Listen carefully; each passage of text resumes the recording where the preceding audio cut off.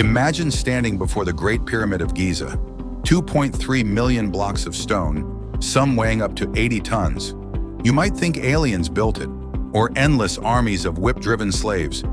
But what if I told you the real secret weapon behind this ancient marvel was a bowl of weird, brown bean mush? Welcome back to the Morning Munch, the channel where we serve up the weirdest, tastiest, and most mind-blowing food histories from around the globe. I'm your host, and today we are packing our bags and traveling back in time to ancient Egypt. But we aren't here to look at mummies, decode dusty hieroglyphs, or dodge cursed booby traps. No, today we are looking at something far more powerful. We are looking at human fuel. Every single morning, millions of Egyptians wake up to a dish called foul Medames, pronounced foul Medames. It might not look like a Michelin star culinary masterpiece to the uninitiated. It's essentially a bubbling pot of slow-cooked, mashed fava beans, heavily seasoned and swimming in oil. But this humble breakfast holds a massive historical secret. It has outlasted pharaohs, survived the collapse of empires, and literally fueled the construction of the greatest architectural achievements in human history. To understand the true power of this bean mush, we first need to shatter a few massive historical myths. Thanks to decades of Hollywood movies and wild internet conspiracy theories, most people have a completely distorted view of how the pyramids were actually built. You've seen the movies. Thousands of slaves toiling under the blistering desert sun, pulling massive stone blocks while overseers crack whips. Or if you spend too much time on late-night internet forums, you might think extraterrestrials came down in flying saucers with anti-gravity lasers. The reality uncovered by modern archaeologists is actually much more impressive and much more human. The pyramids were not built by slaves or aliens. They were built by a highly organized, highly skilled, and well-compensated workforce of everyday Egyptian citizens.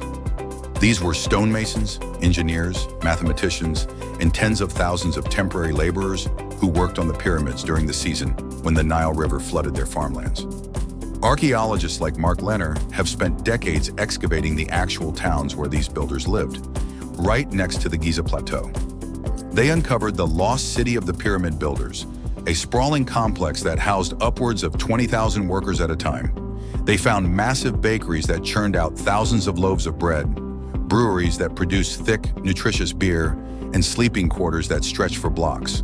They found evidence of a sprawling, sophisticated logistical operation designed to house, heal, and most importantly, feed an army of workers. Moving multi-ton blocks of limestone, drag step by drag step, requires an astronomical amount of physical energy. You simply cannot build a wonder of the world on an empty stomach. The workers needed massive amounts of calories. They needed complex carbohydrates for sustained energy. They needed protein to repair broken down muscles. Now you might be thinking, didn't they just eat meat?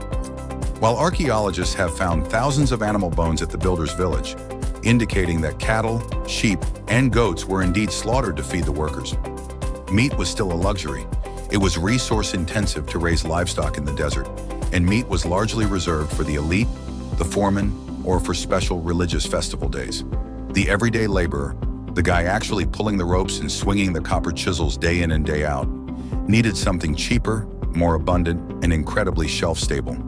Enter the fava bean. The fava bean, scientifically known as 𝐷𝐸𝐴 fava, is an absolute nutritional powerhouse. A single cup of cooked fava beans contains a staggering 13 grams of protein and 9 grams of dietary fiber.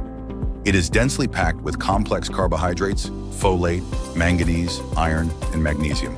It is the ultimate superfood. Long before the word superfood was ever invented as a marketing buzzword. It provides sustained, slow-release energy that keeps the body fueled for hours without a sugar crash. But there is a catch.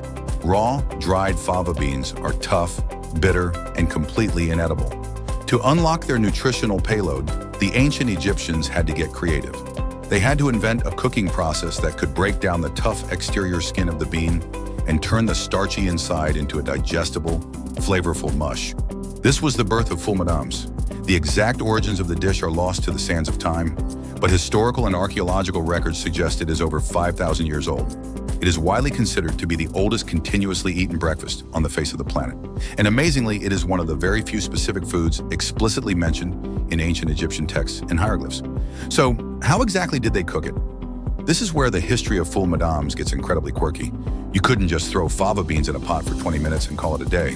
The beans needed to be cooked low and slow for hours, sometimes overnight, to achieve the perfect, creamy, digestible consistency. But fuel for fires, like timber and wood, was incredibly scarce and expensive in the Egyptian desert. You couldn't waste precious wood just to keep a pot of beans simmering all night long. The ancient Egyptians, being the brilliant engineers they were, found a genius workaround: residual heat. They developed a special narrow-necked copper or clay pot called a 𝐻𝐻𝑑ra, specifically for cooking full.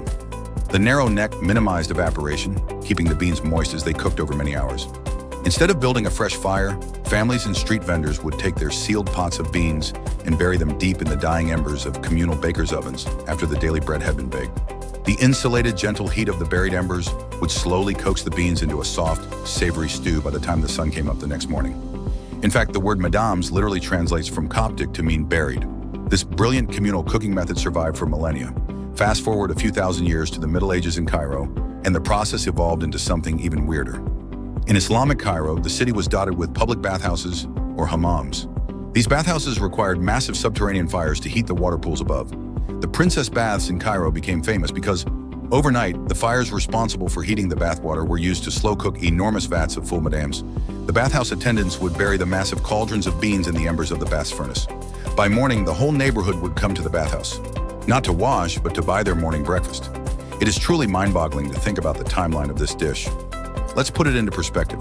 When the Great Pyramid of Khufu was completed around 2560 BC, the workers celebrated with a bowl of full Medames. When the Greek conqueror Alexander the Great marched into Egypt in 332 BC and crowned himself pharaoh, the locals were still eating full Medames. And when the Roman Empire annexed Egypt after the tragic death of Cleopatra, turning the region into the breadbasket of Rome, the Romans heavily taxed the wheat, but the native Egyptians kept right on eating their fava beans. The Byzantines came and went. The Islamic caliphates swept through, bringing new languages and religions. The Ottoman Empire took over. Napoleon Bonaparte and the French army invaded. The British Empire set up camp. Through thousands of years of constant turmoil, regime changes, wars, plagues, and massive cultural shifts, the rulers of Egypt changed. The spoken language changed. The dominant religion changed. But the breakfast remained exactly the same. Full Medames is the ultimate culinary survivor. It is a time machine in a bowl. It was the great equalizer, eaten by the lowest peasant laborers pulling stones for the pharaohs, and eventually eaten by the pharaohs themselves. Today, if you walk the bustling, chaotic streets of modern Cairo at 6 in the morning, the air is thick with the smell of exhaust, sweet tea, and simmering spices. On almost every corner, you will find a full cart, a street vendor standing behind a massive teardrop-shaped metal vat, dishing out steaming ladles of brown bean mush.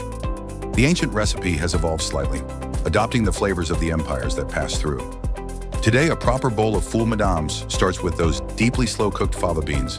The vendor will mash them up, usually leaving a few beans whole for texture. Then comes the magic. A generous glug of high-quality olive oil, or rich clarified butter, called ghee, is poured over the top. Then a heavy dusting of earthy ground cumin, a staple spice that helps with digesting the heavy beans. Freshly squeezed lemon juice cuts through the richness, while crushed raw garlic and spicy chili flakes add a sharp, fiery kick.